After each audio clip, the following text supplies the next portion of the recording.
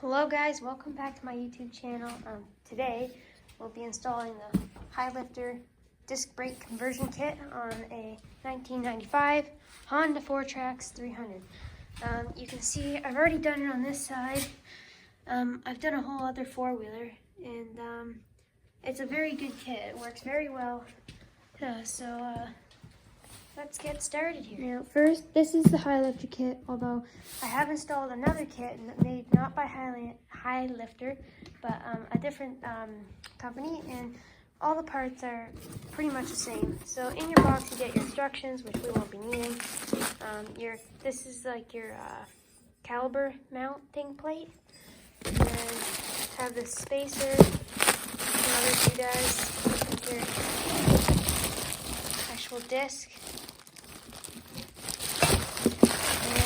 Sticker, as well as you get some bolts, hardware, the actual caliper itself, which is actually a really nice caliper, and Loctite, and these spacer bolts. You're going to want to start by jacking up your four-wheeler front end until the wheel you're working on is off the ground. Like so. Now I can freely spin the wheel.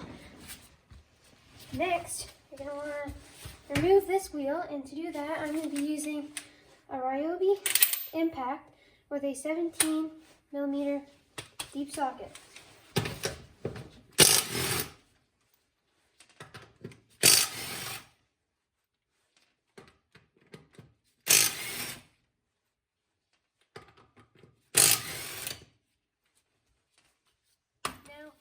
You're going to need to buy some, or if you already have them, 12mm rims, or 12-inch rims. These are 10s, I think. These are 10s, and so they're no good, but I have some down in the barn, like you saw on the other side, so I'll be using those. So this will not be reinstalled. All of the nuts and hardware I'm going to be putting in these magnetic trays so that I do not lose them throughout this process, so make sure your nuts and bolts are organized. Next, you're going to need a ratchet, a 1/4-inch ratchet, and an 8mm socket, and you're going to be removing these two bolts right here.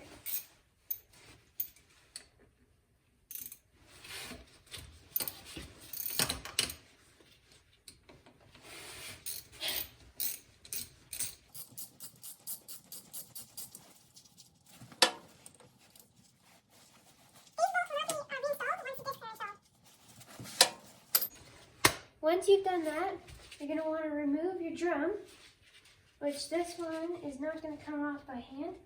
So I'm going to use this pry bar here. I don't recommend using a pry bar. If you whack with a mallet, it may come loose. But because I'm not reinstalling this, I'm not too worried for breaking it. So just pull it gently and you won't wreck anything, but I just don't recommend it. But so you can see that's on. You can see this is extremely dirty.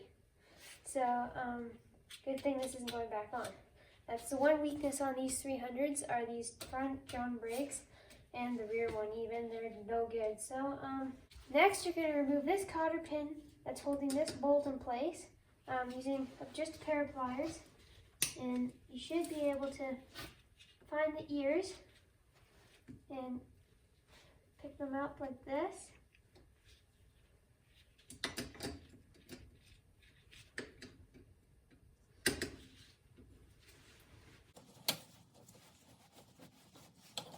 Just like that. Now we're going to be removing this lug nut. I guess it's not a lug nut, but the axle nut there. Using a 22mm socket on. I'm going to be using a Ryobi impact gun, and yeah, just like that. Put that aside, and now you should be able to remove your hub, just like that. If you want to, you can save all this stuff for the drum brake. I know I'm never going to reinstall it, but I will still save it. So you're gonna need this, so set this aside with your hub. Next, you're gonna wanna remove these 4 bolts here using a 12mm deep socket. You could actually use a ratchet for this, but I'm gonna be using this, as well as the impact gun again, just to get this done fairly quickly. So,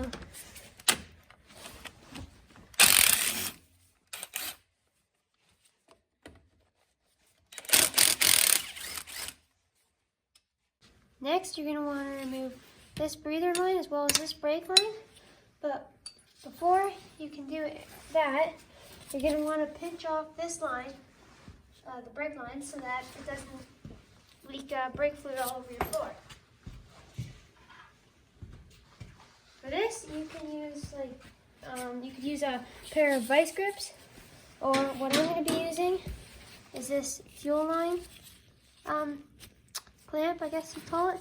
It's a very simple design, and it just goes over your brake line or fuel line and clamps down on it without crushing it. Just like that. Now I'm going to be removing this brake line using a 12mm wrench. It's very tight.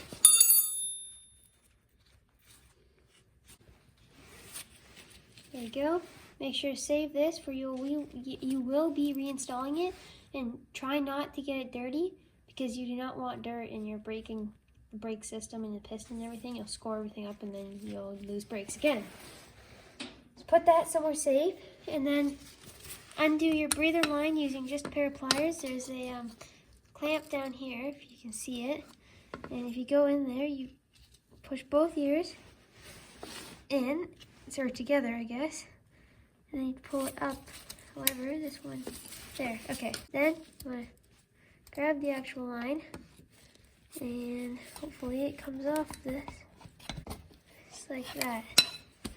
Now, to remove this whole backing plate, I'll move the actual camera here, so you can kind of see what I'm doing. So, I'm again going to be using the pry bar, and I'm going to get in behind the plate and pry off with the knuckle, and hopefully it pops off here.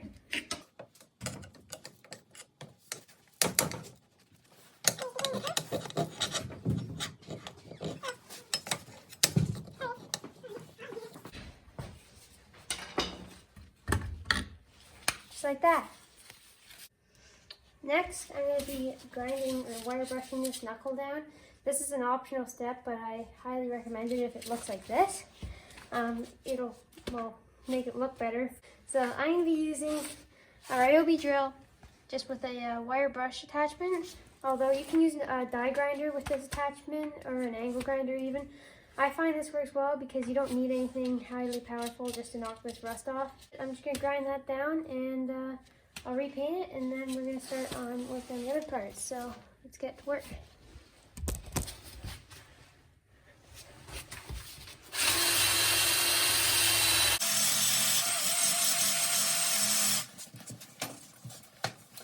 Make sure that you're wearing glasses or safety goggles. Once you're done, it should look something like this. Make it to your level, however clean you want it to be. Also, while you're wire brushing, if you choose to do so, make sure to stay away from your seals, like on your tie rod ends and here and on your bearings. Also, this is the perfect time to check out everything else while you're in here. Like, check out your ball joints, like that you can wiggle them around and see if they move, as well as your tie rod ends. Just feel for any slop in them, and you can check these bearings with your hub. Just slide it on and see if you have any movement. If there's excessive movement, be sure to replace those so you don't wreck your knuckle.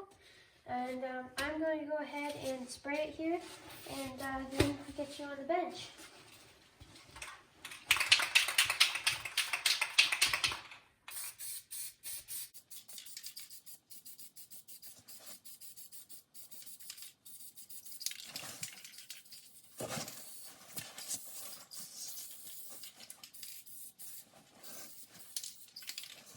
Yeah, that's pretty good. Now, the next step is to replace these studs here with these studs here that are supplied in the kit. They come with 8. I'm down to 4 because I already did the other side, but they look something like this, so they should.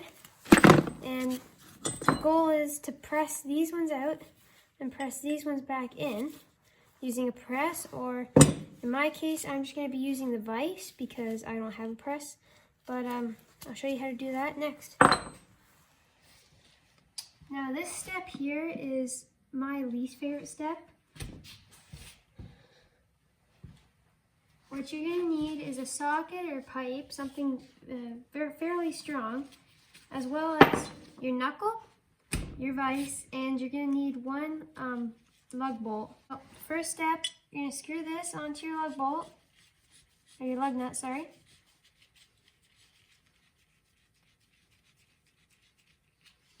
Fair ways on, so you can't strip out the threads. Show you up close, just like that. And then you're going to take your socket, put it over there, bring it over to your vise. You're going to need to extend your vise for this. And you will need a fairly strong vise. Last time I did this, I actually broke the vise. That's another story. The other ATV, but this one's much stronger and much newer, so I'm using this one. Now, you're going to want to crank it in, again using eye protection, and I can't crank that in all the way by hand, so I'm going to put a pipe on it and crank it, and it should push that bolt through. So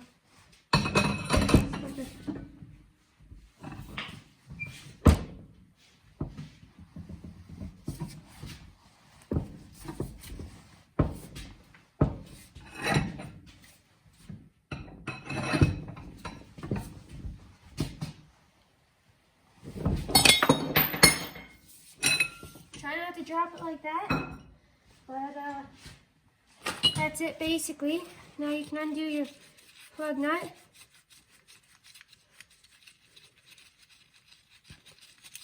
Now one of them is out. And next you're going to be pressing these ones back in. But first I'm going to remove these 3 and then I'll put you back on.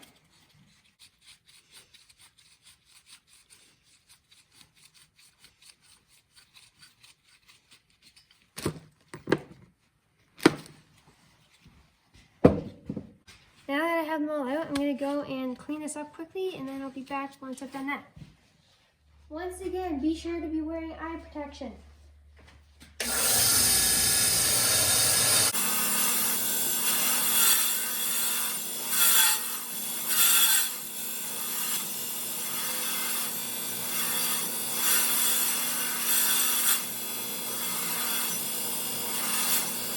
I'm going to clean up the inside in here.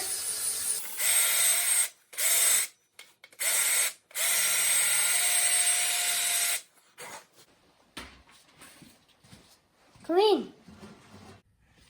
Oh shoot. I just reinstalled the studs, although my camera stopped recording. I'm unsure as to why, but I'll just quickly show you what I had to do to install these. Basically, you go and you make sure you grease the splines on here. So if this were a stud, make sure you grease these splines, and then you install it, or you put it in this way, and then you take your socket, put it over the threaded end, and then put it in the vise, in the center of the vise, up like this, and just start cranking it in.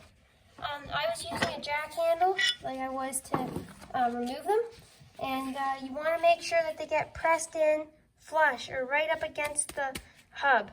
If they're not up against the hub, your disc is going to rub on your caliper, and it's not going to be very good. So make sure they're installed flush. Also, make sure you have a fairly good vise. If your vise is just small, I don't recommend using your vise, because as you can see, last year when I installed them on my four-wheeler, that's what happened to the vise. So I recommend to bigger vise or a press. A press would be ideal. That's what I'm going to invest in now after this. And yeah, I'm very sorry I lost the footage or it just didn't record. But what I'm going to do now is paint this up, and I will be back once I've done so. I'm just going to put it on the wood stove, and then it'll dry out quicker. So I'm not going for perfection here. I'm just getting the rust away, making it look a little better than it does.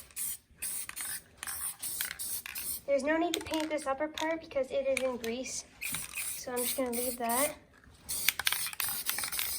But trust me, that will look a lot better than a rusty hub does. Next, you're going to need your caliper bracket, as well as 4 of these, let me get one here, 4 of these 5mm Allen screws, and some Loctite, which is supplied, of course. And what you're going to want to do is flip it around this way so that the bend is facing into your ATV, and the mounting brackets are facing to the back of your machine. I'll bring you in a little closer here so you can see exactly how I'm doing this. But that you're going to want to put on there, like so. And then, let it hang there for a second. Then you're going to want to take your Allen screw and apply a bit of Loctite. I already have some on my finger. So just put a little bit on there. You don't need a terrible amount. This stuff is very strong. Even without the Loctite, I believe it would stay in for quite a while, at least.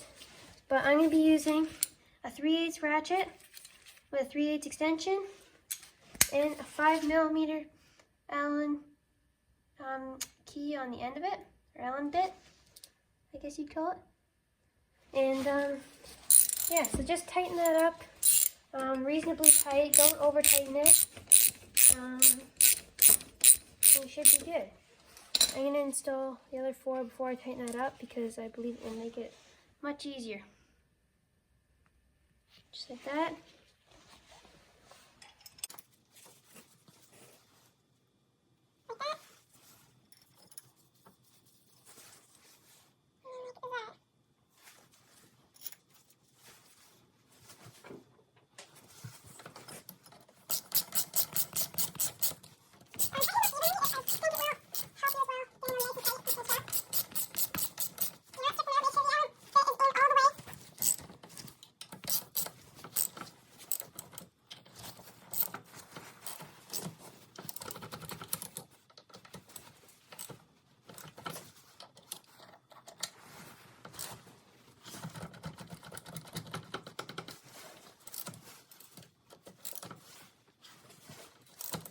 There we go, just like that. That's gonna stay on there now, and should not come off. Sorry for the unfocused camera. But let's move on to the next step. Next, we're gonna be installing the brake rotor or brake disc, or whatever you want to call it, on your actual hub. So for that, you're gonna need a 3/8 ratchet with a 13mm socket on it. You're gonna need that same tube of Loctite once again. You're going to need 4 13mm bolts and the brake disc, which I think I already said. Now you want to imagine this as if it were on the ATV, so this one would go on this way because it's on the right side. And you want to make sure that the longest parts here are facing that way so that it makes sense when it's spinning, the air vents. So these would have to go this way, and then that would mean when the tire is spinning forwards that those are as well. So you're going to need to take your Loctite, put a drop of it on the first bolt, a little more, just like so. Install it. That's more than enough, but it will for sure not be coming apart again unless I want it to. Next bolt, I recommend doing the bolt across from it. It makes it easier to line everything up. Alrighty, I've gotten the bolts in. That was a bit of a pain. That's the reason you need to try and get these studs to go in almost perfectly straight. Otherwise, if they're crooked off like this, then you're going to try and put it in straight and it's not going to want to go in straight. I finally got them to go in straight after to really force them straight, but I got it now. I'm just going to check them all, make sure they're good. They have Loctite on them, so I'm kind of racing against the clock, but it's not a big deal. So, yeah, make sure that it's right up against them like that. I don't know if I'm holding it too high, but make sure that the rotor is right up against the studs, the spacers there. And then once you've done it and it looks like this, then you are good. Alrighty. Now, you want to make sure that these are fairly tight around here, which these are. So I'm going to reinstall it, but first I'm going to put some grease in here. I redid the bearings in this on this Honda a few years ago, so the bearings are all good. There's actually still some grease in it, but I'm just going to add in some more there just to be safe.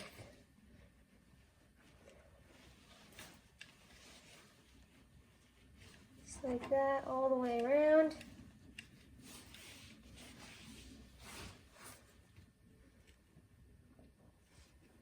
Just like that. Now you're going to want to take your hub, put the new rotor, slide it down there, push it all the way in. There. Once it's in like that, you're going to want to take your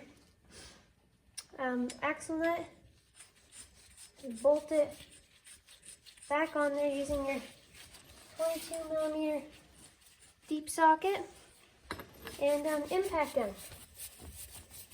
So I'm going to do that and I will be back. Reinstall the cotter pin that you took out of here, or get a new one if yours is bent. Mine's still good, so I'm just going to reinstall it.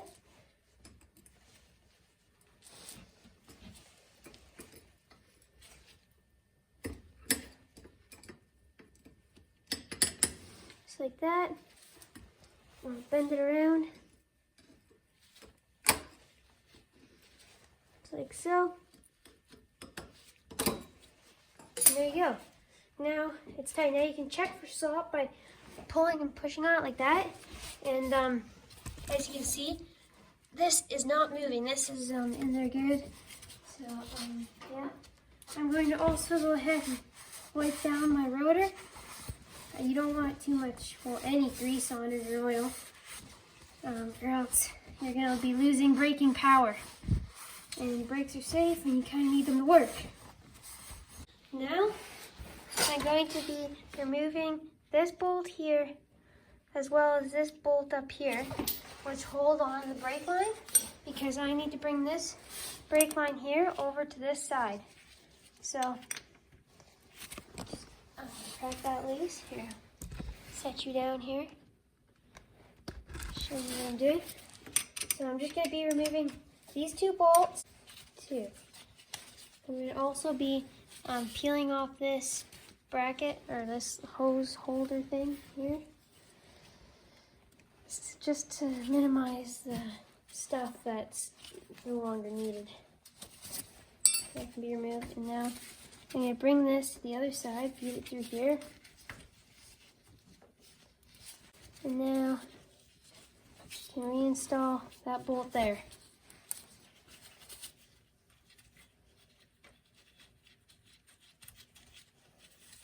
So I'll reinstall this one as well, just so that their threads are being used and aren't exposed. Alrighty, next we'll be installing the caliper.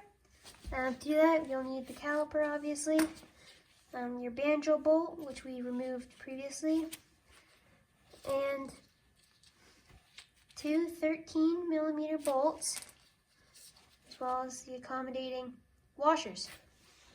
So bring you in here a little more, and you're gonna first want to remove this plug here from the back, and then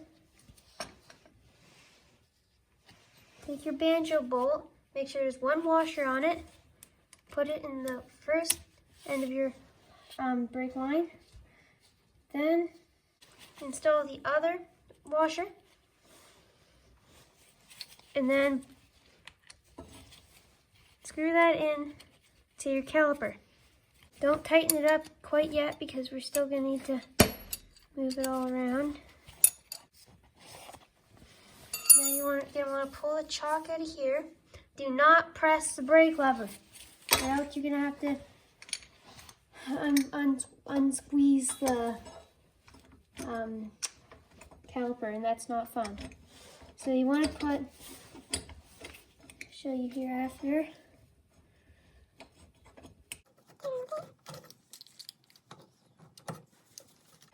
Got it. There we go. So I'll show you what I did there. You want to put one brake pad on one side and the other brake pad on the other side, and then slide it on. And I don't know if you can see it, but we're going to take one 13mm bolt, as well as the accommodating washer, put it in there, and then bolt that up, just like that.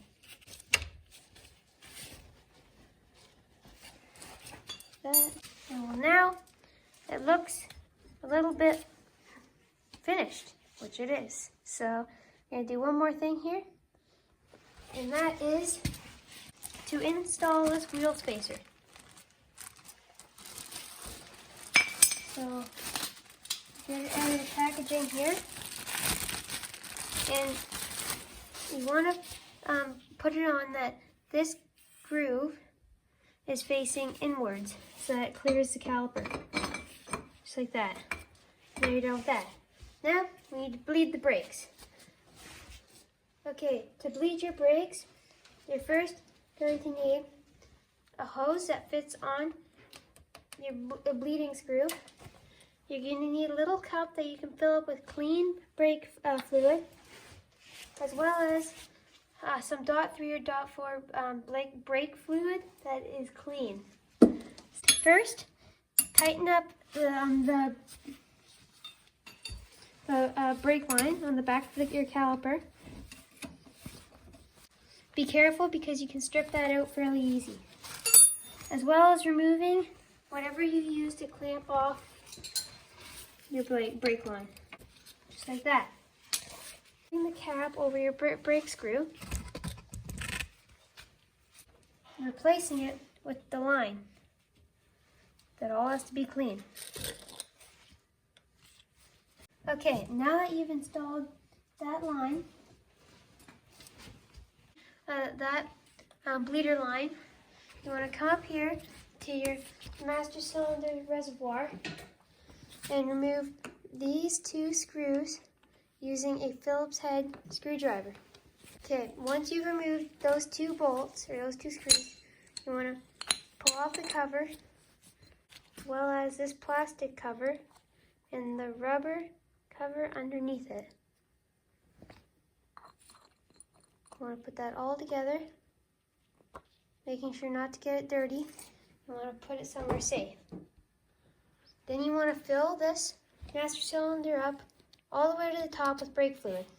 Once you've done that, you want to reinstall the brake line, or the bleeder line, because it keeps falling off. Once you've installed that, you want to take this end and put it into the brake fluid in your cup and loosen up your bleeder screw.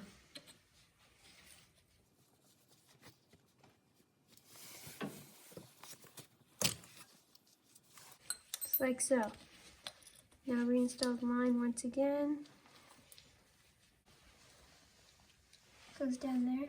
And now you want to squeeze your brake lever until the bubbles stop appearing. And you want to make sure to top up your master cylinder reservoir once the oil gets low.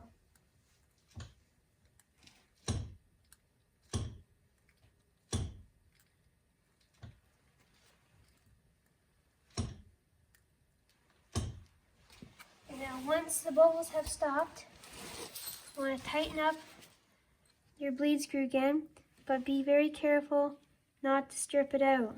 And just like that, there should be blood now, and you should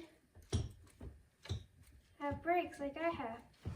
So you can move it, and then I can't move it. And I can move it, and I can't move it. Then you want to put on this little cover, and you want to top off your brake fluid reservoir.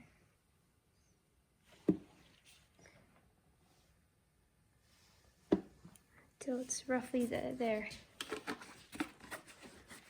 Now you want to take the cover here, reinstall it like that, and take these two screws and reinstall them. And now you should have brakes like this. They're very strong and they should work. Finally, reinstall your 12-inch rim tire and you're good to go. Thank you for watching. I hope you enjoyed it and I hope this helped. This is a very good kit and I'll be putting a link in the description from where you can get this from. I'd also like to take a moment and share with you the kit here. So this is the kit that I installed on my own ATV. It's a Quadrax kit, and you can see it's well, Canadian, $408. I got it a lot cheaper when they first came out last year, I think, when Quadrax made these. But if you're really gonna run your ATV, they are absolutely necessary, and they don't fill up with water. They work absolutely like flawlessly. I've had mine for a little over a year now, and it hasn't given me one problem. You can get all the pads for this, even if you were ever gonna change the rotors or just standard rotors. Everything you can buy, but I don't think much is gonna wear out here for a long time. Now the other kit that I installed on this video, or in this video, is this high lifter kit. This one's on Amazon because they stopped selling the Quadrax kit on Amazon, and it's better shipping. But you can see it's roughly the same price now, but the other one was much cheaper before. They both seem about the same quality. I haven't tried this one as much, but from what I've been, how I've tested it in the garage, it seems to work very well. So I'll post an update probably later on, a year from now roughly, and let you know how they're both going.